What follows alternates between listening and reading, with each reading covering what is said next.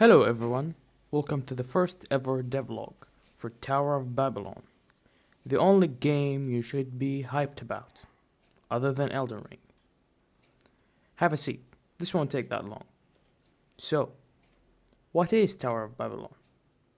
Well, glad you asked. It's the first original game that I'm determined to finish. Story? Yeah, we got that too. It follows a middle-aged monk who enters the Tower of Babylon, the pillar of the world, the tower that lifts the skies, as it was overtaken by the great demon of force and his golem minions.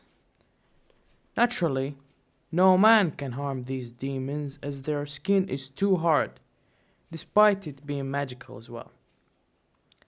Yet fear not, as the tower is well equipped with its own defenses. Yet they do not know friend from foe. You, the monk, must defeat these demons and banish them to the hell they crawled from, making use of these traps with agile maneuvers, as the door to the next level is magically linked to the life force of each golem. You need to clear every level, stopping the empty golems to reach the top, and stop the great demon and return the gems he had stolen, which hold great and terrifying power. The main gameplay loop is going to be something like a puzzle, and in the correct time for the static traps to damage the golems. Each level has a golem which you need to deplete its health to 0 and advance to the next one, so on. The player has a set number of hit points, now only 7 at maximum. Each hit will reduce it by 1 and give you a small invulnerability window.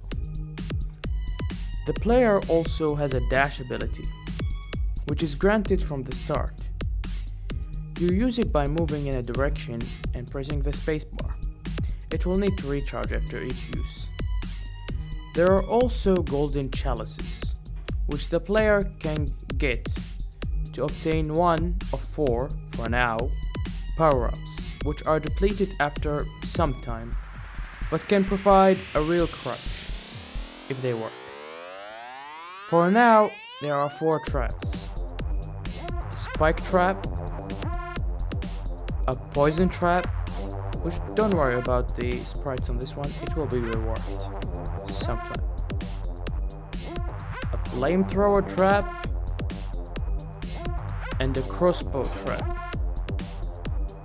All traps will work automatically and will damage both the player and the golem by the end of the game. I am planning to add some single-use trap. Use them once, either successfully or unsuccessfully for each level, or for each try. I have many more ideas for other traps, which I will share in the future, probably. All assets are made by me, which is probably why they look so gorgeous. That includes the music and sounds.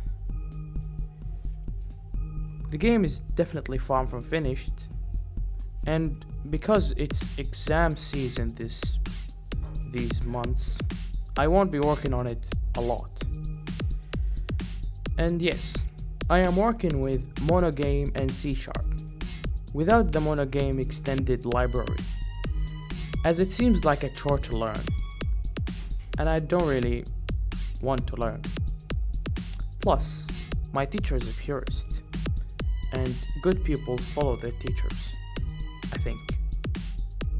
I am very proud of the small animation script I made, though it's really not ideal as it uses separate sprites instead of a single image, which would be very impractical in a larger project, but it works.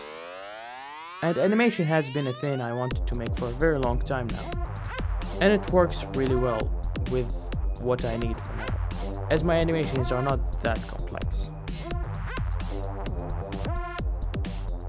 but I might change it as I learn or remake my assets. It's not all fun and games though. I have many bugs that I'm planning to fix in the future, in the near future. First, the crossbow trap won't work correctly if I have more than one. Only the last one drawn will be updated, which is not how it should be. Second, the golem has one of the weirdest hitboxes I've ever seen. It's somewhat even worse than the S2's hitboxes, which I thought was impossible. Third, each time you press play, the player seems to start with a random number of health, which is weird because it is initialized to be at max and never updates without collision. Collision should not be happening if you do not play. So that's something I need to work on. And lastly, the power-up station is really inconsistent and does not work correctly, either with the timing or the power-ups themselves. So that I will need to work on as well. These are some of the bugs that I can recall off the top of my head, though I'm pretty sure many lay within. Many features are planned, of course, like the aforementioned traps and actual level design with walls, and all the changes and new features you shall see probably in the next update, if there was one. Lastly, if you have any ideas on why some of my bugs are happening, do put them in the comments, that would be helpful. This was a Tower of Babylon devlog. Thank you for watching. See you in the next one.